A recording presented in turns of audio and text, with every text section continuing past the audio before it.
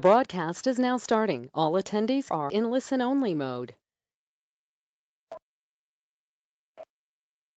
Well, hello, and welcome to the first Robotics Canada Ask the Expert webinar. These are weekly webinars targeted to the FIRST community and held at Tuesdays at 7.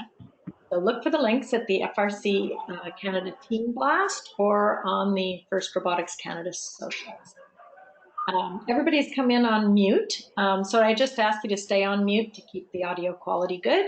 If you have questions, though, just put them in the question box, and I'll be monitoring that, and we'll answer any questions during the webinar as best we can. So our agenda for tonight, I am your moderator, Sarah Sills. I am a FIRST senior mentor with FIRST Robotics, and I'm here to help you get the most out of this event. Tonight, the topic's about social media as well as drive team roles, and I'll tell you more later. A little bit of news. The FIRST Safety Badge program is up and running. So if you would like to get, earn your bronze badge, or new this year, the silver badge, please go to that link. It's been sent out to teams as well, and take the quiz. I would say, safety is critical for FIRST, so that's why it's always good to be up to date on the rules.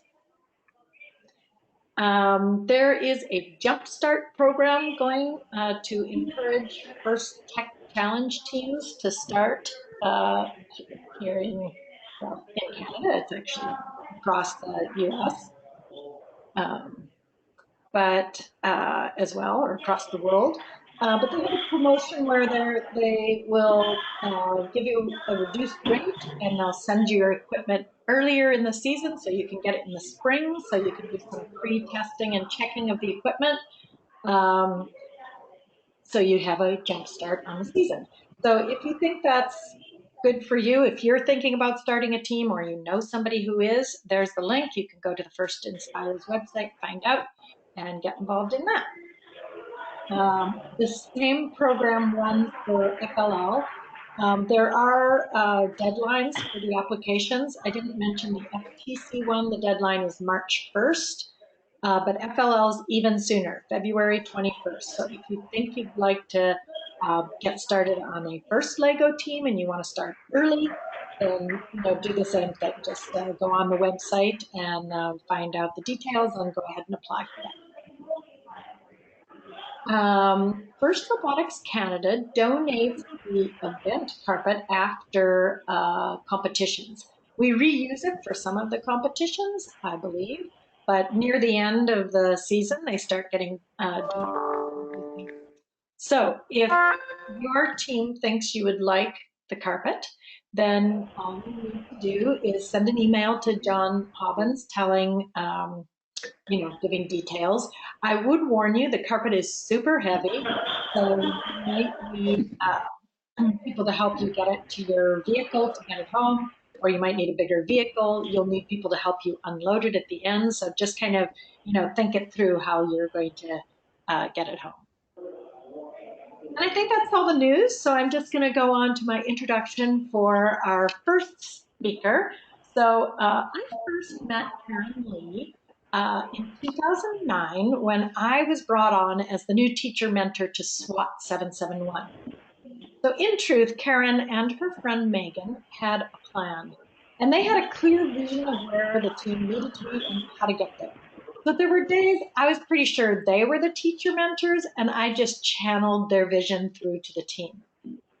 SWAT did increase their success as she became the captain. One of her successes was leading the team to be one of the first Canadian teams to enter the world of the social media, which was super new, and there were a lot of doubts how this worked and about privacy and could students be allowed to post in this world? There were a lot of questions the school had.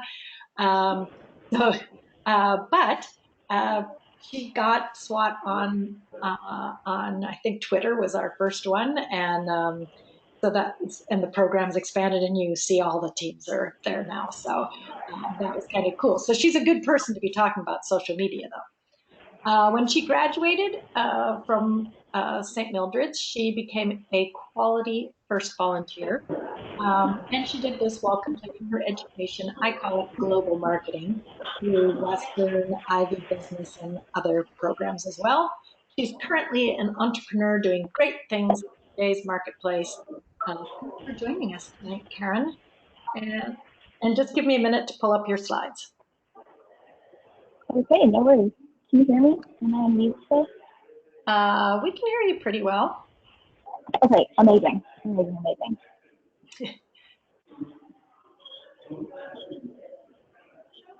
All right. All right. Well, hello, everyone. Yeah. Oh my gosh, this really takes me back to like 2008, 2009, but like Twitter was a new thing, and I was trying to explain to Mrs. Sills, like, there's a thing, it's Twitter, it's like microblogging, like, it's gonna be huge. And like, just like begging to be able to open an account in the team thing. But anyways, so yeah, so that's kind of where I started with social media.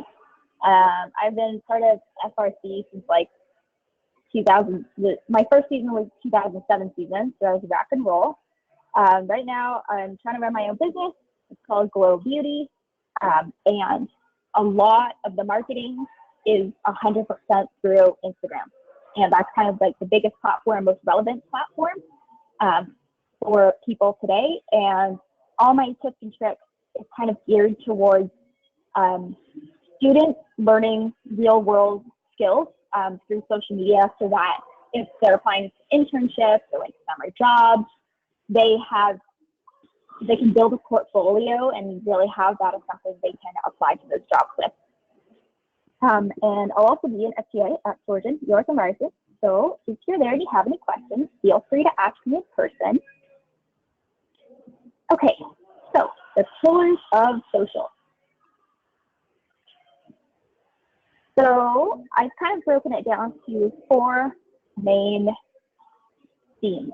So the first one is storytelling. So at the end of the day, it's all about like being able to tell your story in a visual way, in an engaging way, and at the end of the day, you kind of want to spread the word of first and inspire others, and the best way to do that is by telling amazing stories and focusing less on this is how we build a robot, and more focusing on like, this is what the program did for me, and having those people-centric stories about, you know, a student's journey or a teacher's journey through the program. And second pillar is engaging. Do you want me to learn more? Like, it's just kind of thinking about what's going to keep people interested, because they can be like, oh, cool, they build robots, like whatever. But you want them to kind of know more, get to know you, get to know your team, and want to be involved in some way. And you want to be authentic, which is really, really hard because social media is such a curated space and everyone's always showing their best side. So the best way to approach authenticity is by showing, you know, the good and the bad, like how to work through the struggles and being real with your audience, being like, hey, everything's not always great. We worked through these challenges, and that was a really great lesson that we all learned, and here we are today. And last but not least, there's dialogue. So social media isn't just, you know, your soapbox for you to preach to everyone what you're doing, why you're doing, and the story. You kind of want to get involved in other people's stories too, and build relationships from there. Okay, so tell your story. It's not about robots, it's about people. So always go from the human side of what you're trying to tell. Before I put together these slides, I hopped on social media and I kind of scouted out all the local teams' profiles. Most people have Instagram. Instagram is arguably the largest and most important platform today in terms of marketing and branding, and having a really cohesive ecosystem for integrating analytics and you know, like supporting a business or a brand, or in this case, your team. And when you're telling a story, you want to remember that everything always comes down to why. Like, why are you doing something? It's not the how or the what, but the why you're doing it that people find the most compelling. A really big opportunity in the Instagram field is IGTV. Big opportunity to put your long form content. So what you would have in YouTube, put it into a vertical format and put it into Instagram TV, because that's kind of a really huge emerging platform, and people go on YouTube, but if you can keep all your storytelling on one platform, that's pretty huge. And when you've crafted your story and, storyboarded and kind of figured out where you want to go, you have to ask yourself, so what? Like, why is someone going to care about what you have to say? And always ask, so what, in terms of like every post you put up, like every story. And so it doesn't have to be like really serious and there's a big lesson behind everything, but it can just be as simple as like, this is funny, we think it's funny, we hope this brings a smile to your face as well. And that could be the so what. So always like do things with a purpose. Okay, so engaging your audience. First impressions matter. And I think the biggest opportunity that teams have is crafting a really visually attractive aesthetic on their page. So what I wasn't able to find in going through people's social media was a page or a profile that just really grabbed my attention. Nothing ever felt cohesive. So looking at your bio to all your pictures, it just kind of seems like your grandma took the pictures of like, oh, this is a robot. Like there wasn't so much of a like a directed, purposeful like screenshot like into what you're doing. So you always want to have focus in each of your posts. And even if you have a picture of something very specific, you can always use the caption to tell a story about something else. Like you can take a picture of your robot and you can talk about the story of how two students collaborated with a mentor to come up with a solution, and post pictures of that. But you just want to have that very first picture as something that really grabs your attention. And I also write here, cohesive aesthetics. So create a style guide. That's something you can Google, like what is a style guide? Like even First has one, like this is how we use the logo. These are the colors that we use. Here are the sub colors that we use. Here's the color theme. And something else people aren't really taking advantage of are stories. So stories are really easy to push through onto Facebook as well. But you have to think of your profile also as something that's really going to help your team when it comes to awards and presentations. So judges have to go through like up to 40 different teams awards.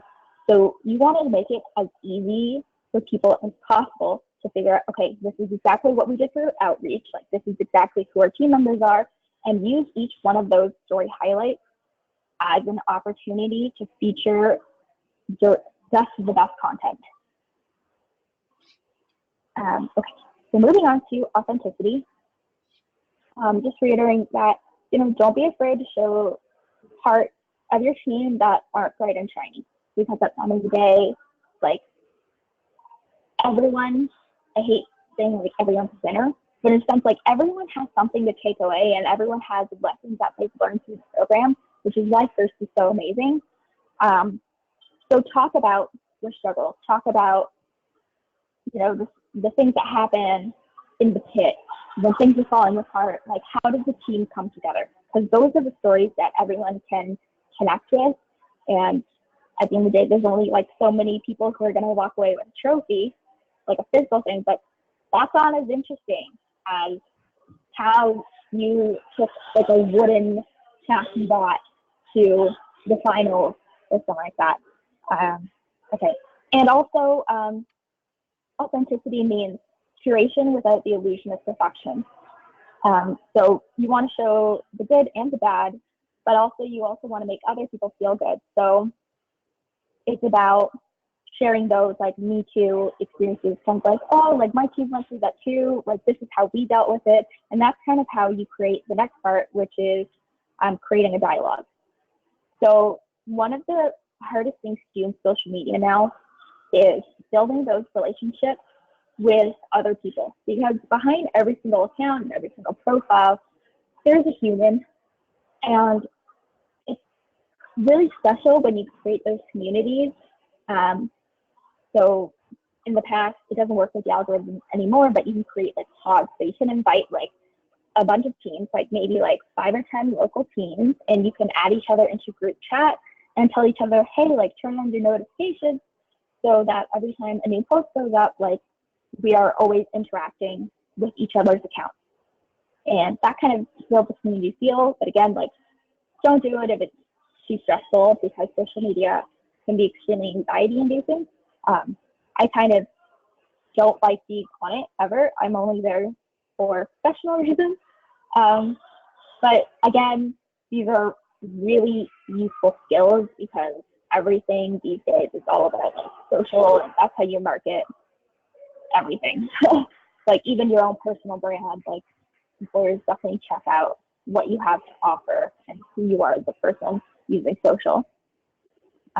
Okay, so to quickly wrap this up, I've definitely put together a couple slides for apps to check out. So apps that I really like to use to support my content.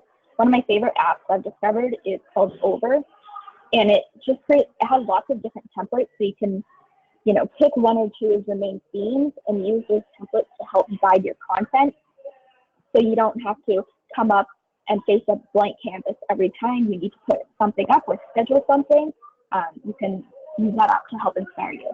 And then I think there's the free option is pretty good too, but if it's in your budget, it's something to really invest in, because you have the team members who are really strong mechanically, and then you can also use social media and building this portfolio to support the team members who aren't so mechanically inclined, and so give them a really impactful job that they can do for the team. And then there's Lightroom that I love for editing, and I use Planoly or Later for arranging all the posts, so creating the grid and scheduling everything, so you don't have to think about it all the time. I usually do it in like batch processes. Okay, the next step, because I don't want to go through like everything you need to do to make an amazing social account, I've kind of left you with things that you can research on your own. So number one is learn how to take good photos. It's an amazing skill. You can take it with you for the rest of your life. Use the best camera you can. Oftentimes, like smartphones are amazing. Like you can't tell. Turn on the portrait mode or whatever the Android equivalent is. You can learn how to edit photos. So you can usually Google like, how to use Lightroom, and they'll show you there. Usually the built-in editing tools that are built into an app like Instagram, they're great, but they definitely are limiting, and it's not as easy to create a cohesive aesthetic every single time, because you don't have saved presets. So presets kind of like a custom filter that you put over every single photo to make everything kind of look the same, and then you can make minor adjustments from there. And last but not least, the most important thing is study other accounts. So it's kind of like with robots. Like if you want to build a better robot, you study the best of the best. Figure out their processes, figure out how they do what they do, and try and iterate upon that. So do the same thing with social media. I've given 4 different examples of accounts that I think are doing a great job and what they're doing a really great job in.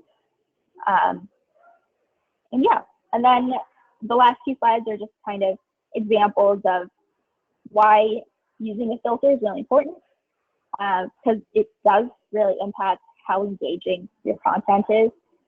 I use a very boring photo that I took when we were learning how to build the field at First HQ. One of them is just like kind of dark, like what's happening. This is a filter on it. Somehow it just like makes it more interesting, and it just makes it pop. And there's stats that show like pictures with filters see better. So that's definitely a good first step. And then it kind of just showed what my Lightroom settings are on the very last page. So hopefully that gives you a good launching point for building and improving upon your social media. Wow, that was really interesting. I feel like I learned a lot just listening to that. Yeah, thank you for sharing. I was just going to check if I had any questions live here.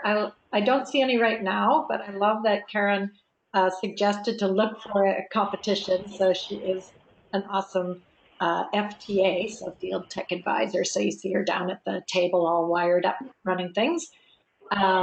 Or, email myself, or we can connect too. So thanks very much, Karen, for that information. No problem. I also put like the Instagram account I use the most on my About Me page. It's my dog's Instagram. So feel free to private message me on that and I will respond. Perfect. That sounds great. Great. All right. Okay, thank you so much. All right. Bye-bye. Bye.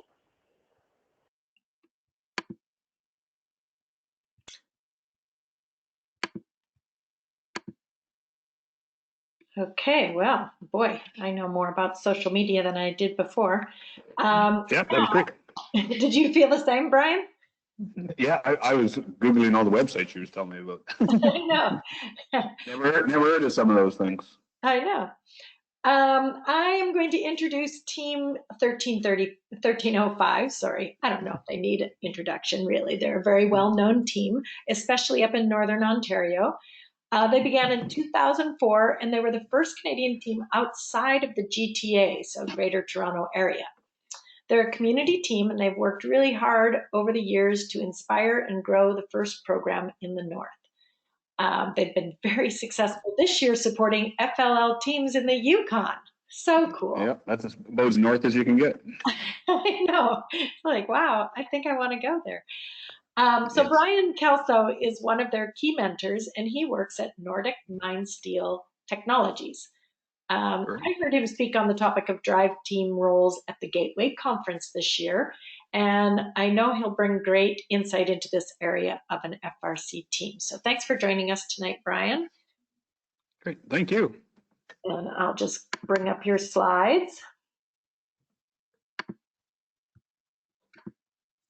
All right, you're good to go.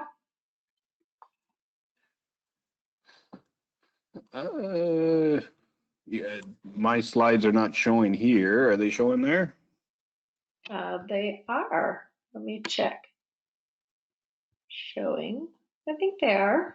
You're not seeing it? Oh, I am now. Oh, yeah. So anyway, we're good. So what I want to talk about is how, and a lot of it's team-based. So here at 1305, we've completely changed over the past few years how we select our drive team. And I'm just giving you some tips that have worked well for us. And every team, I understand, is completely different. So you have to do what works best for your team. So what the stuff I'm sharing is just a change in culture that we've done at our team, and it's been paying off very well, both as the kids enjoying it and blue banners. So next slide. Oh, I've got the driver selection criteria up.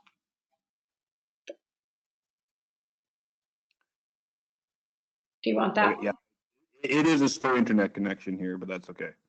Sorry. You go right on to the next slide. Is this the one with happy people? Or drive it like you stole it? Yeah, so drive it like you stole it. Nice. Okay, so that's, and again, I borrowed a lot of lines from other teams, and because that's one thing we've learned lately is you learn from the best. And this is actually stolen from another team, drive it like you stole it, which we used to be really careful when we drove the robots and stuff like that. But in theory, your drive team should be driving it like they stole it. So anyway, just some humor there. So that's pretty funny. Yeah.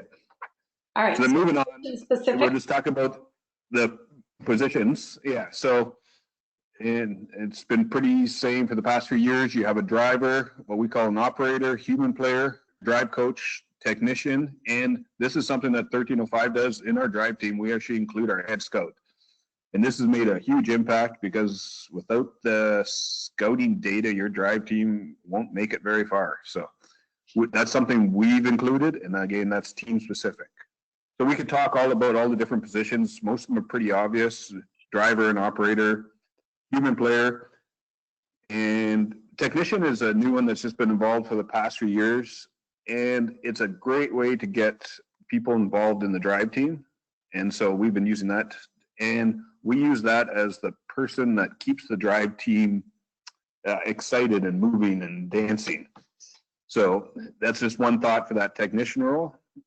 And the drive coach is the only player on the team that can actually be an adult. All the rest have to be students on the team. And in our team, we try every year to make that drive coach a student. It doesn't always work because our team grows and shrinks just like everybody else. And so most of the positions are pretty self-sufficient. So with the next few slides, I'm going to share some of the reasons how we at 1305 pick a drive team.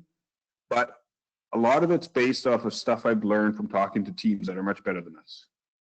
So the number one thing we've learned, and this is so difficult to do, is pick your drive team as soon as possible.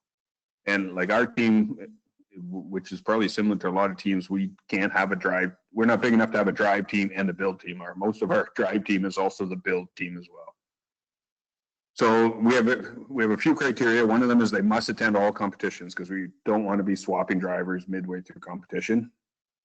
So something new this year, driver practice, well, not new this year, it should be every year, but driver practice should be really high on your priorities, because with this no bag and tag rule, teams majority of teams are going to show up at competition with a lot more driver practice than they've ever seen. So you don't want to be that one team that shows up and the first time your drive team has driven the robot is at competition. So you have to make an effort to get that driver practice in before competitions. And another big one, and all members must know the rules. This is huge, and this goes to the technician, the operator, the human player. And we've seen it happen. We've been on alliances when there's a yellow card or a foul or something, and it's been because somebody doesn't know the rules, and it's a really good way to disappoint your alliance. So every member on the drive team must know those rules inside and out.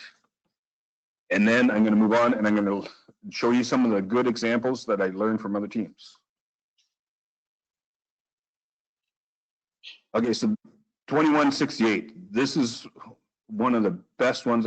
They've got a document online all about the drive team, and they're the ones who opened my eyes. And in this document, you can read all about how important the drive team is, both on the field and off the field.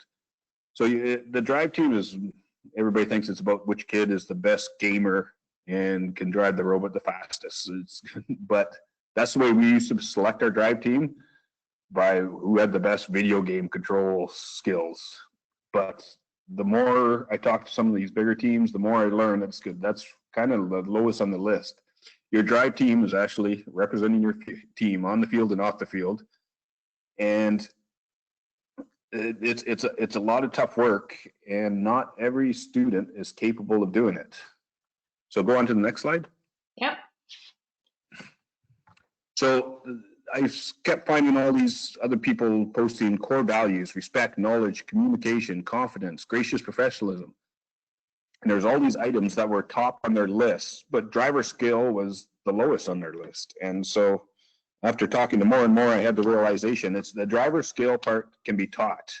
All these other core values that teams pride in their drive team, it can't be. The students pretty much have to come to the team with that. So we started picking our drive team with a group of kids that got along well and had some really good core values, and then taught them how to drive and taught them how to control the robot and made sure they knew the rules. All that stuff can be taught, but a lot of the core values can't be.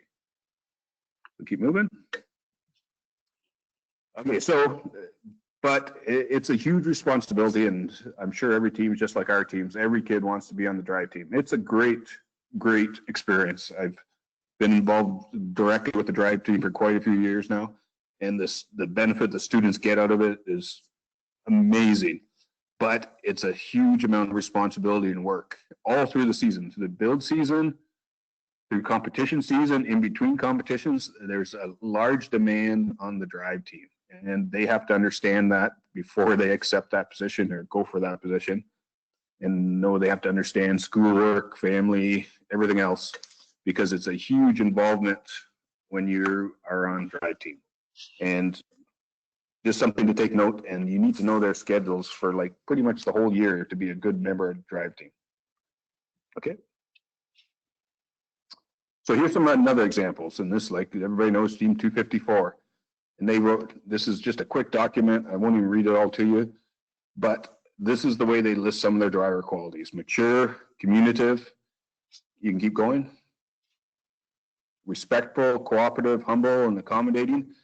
And so this is right from 254, who everybody knows is world champion. And I was reading their drive team selection document, and I had to read quite a few pages before they even talked about driver skills. So it's just, it was a real eye-opening for me. So they got dedicated, hardworking, experienced, skills, and assertive. And then there, you can see their last item they list is mechanical, electrical controls and aspect of the robot. And it's such a small portion of the whole document. And it was a real eye-opener for our team. And we used to pick our team, in which I believe most teams, probably most of the newer teams, pick their team on whichever kid plays the most video games. But it was all wrong. So we used to have lots of conflicts in the drive team and lots of drama. And the kids on the drive team didn't get a lot out of it because they didn't get along. We didn't have any of those core values on the drive team. We had great people that knew how to drive a robot, but without those core values to back them, and because when you're winning, it's easy, but when you have a bad match and or lose or make a mistake in front of the whole team, in front of everybody, it's tough for that drive team. So you definitely need some students with some good core values on that team to hold it all together. Okay. And I can just keep going on and on. I did a lot of research on this. Here's Aluminum Falcons, another thing. And they have their core values, their reasons for picking the drive team, and it's all good character, humility, the ability to communicate, passion, and more than just driving the robot. So, and another big thing is selling the robot. So, and this is, our team has gotten much better at this in the years. Hopefully our team's built good robots for quite a few years, but the drive team was not very good at selling it. And so just like you coach your chairman's people and you coach your business people, we actually coach our drive team, and they coach each other and learn how to sell the robot to the robot judges. So it's another skill that nothing to do with driving the robot. They actually need to be able to talk in public, and it's another great skill they learn and get out of it. Yeah, I would guess selling to other robot teams as well, just so that when it comes time to alliance picking, that they're aware of all the things your robot can do. Yeah, correct. And the one thing we really preach is to be honest, though, because we always show up at competitions, and you have these teams that show up and they say, "Oh, we can shoot 50 balls in 5 seconds," and that's once we started involving our scout in the drive team, he'd be there and say, "No, you can. Our data shows you can only shoot 12 in 10 seconds," and it keeps people honest, and it also taught our team to sell the robot, but don't oversell it. You want a good, strong alliance, so you base everything on what they can and cannot do. Yeah, that's good. Here's a few musts for our drive team, and we've done this in the past few years, is they have to have fun and they have to know how to dance. I don't know if you've seen some of our competitions. Our drive team has a blast when they're up there, and it actually pays off. And like, since we've been doing this and picking our drive team more off of core values and less off of driver skills, we've actually won more blue banners and are having a lot more fun. The whole team has more fun. They love seeing when our team's up there driving, and they're just having a great old time. Yeah. So again, that was a really quick overview of drive team selection, and all I was trying to share was just my perspective as being a mentor on Team 1305. And so I know I benefited from these webinars a lot when I was a first-time mentor, and I'm hoping a lot of other people will. But this is one of the lessons I wish I would have learned early in my FRC career, because it's really benefited our team. And I remember the first few years when I was involved, we had, like I said, a lot of drama on the drive team. And since then, it's nothing but fun, and I wouldn't change a thing, and we're going to hopefully keep going the way we're going. Yeah, I think that's great insight. And I think it's true when you're, kind of just getting started out, you think that just being able to drive is what's important, but it's not in isolation. They have to deal with, a lot of other people, and they are the focus of the face of the team, I guess. So I think you've made some great points. Yeah, and I bet you every other team there is the teams that have super many students, and they can have a drive team that starts in grade 9 and goes all the way till grade 12. But our team is very fluid, and the drive team is changing year to year to year, and we have to pick them from the selection of students we have. Mm-hmm. And it's always difficult, and I'm sure I'd love to hear some other teams' stories on this, but we're just like every other team. You get the parents get involved, but as soon as I stopped looking at it as one position and as a team, the primary driver is a good one, for example. And you can't just pick the primary driver. You have to pick the drive team, because you may have a group of students, and I've had to do it in the past. And even though the kid would be perfect as a primary driver, that means I have no good drive coach. So people don't always end up where they are, but it ends up where it's the strongest team. And we've always put it like, we have a lot of sponsors that help us, and I think they would want us to do the best we could on the field. So we look at it as an individual, we look at it as a team, and it sure did make a difference. And it's actually, like I said, it's paid off, and 10 times in the fun that the team's having. Brian, can I ask you to comment just on sustainability? Do you have a blend of different grades on your team, or is it generally the older students, or how do you do that? Yeah, so it is a blend. And again, very team specific. I have difficulties putting grade 9s on the drive team just because I've never seen them survive a competition. Right. Not that I don't think they can handle themselves well in the drive team. I just don't know, the early mornings and the late nights, I've seen some kids not survive very well. So other than that, though, we just pick with the best group we have, and we are constantly trying to get younger and younger kids involved, but it's often very difficult. Yeah. And we end up with a lot of grade 11s and 12s on the drive team. Okay. All right. Well, thanks. I don't see any questions up at the moment, but again, you can contact myself or 1305. I know they have a website. Yep. You can go through. They are one of the hubs, so you can always put your question through that way. Yep. But thank you for sharing that. And I just have a few slides to uh-oh, I think, whoops, that's yours again. Kidding. I was just going to kind of finish up with a couple of things, and then maybe we'll be done early tonight, which, time is of the essence. This time of year, time is of an essence, for sure. It is, for sure. I was just going to mention the mobile alumni crew, which can be useful for teams needing support. And what we're doing is we're building a new program made of first alumni that will be able to go out and assist mentors in a variety of areas. So if you're a first alumni, connect with John Hobbins, and we're going to try and get this crew set up. And then the idea is that a team that needs some support, like to build the mentor skills. If there's a mentor who feels like, oh gosh, I really am not that strong in the field of electrical, if I could get some support or learn how to teach this, or just guide me through it the first time, that'd be awesome.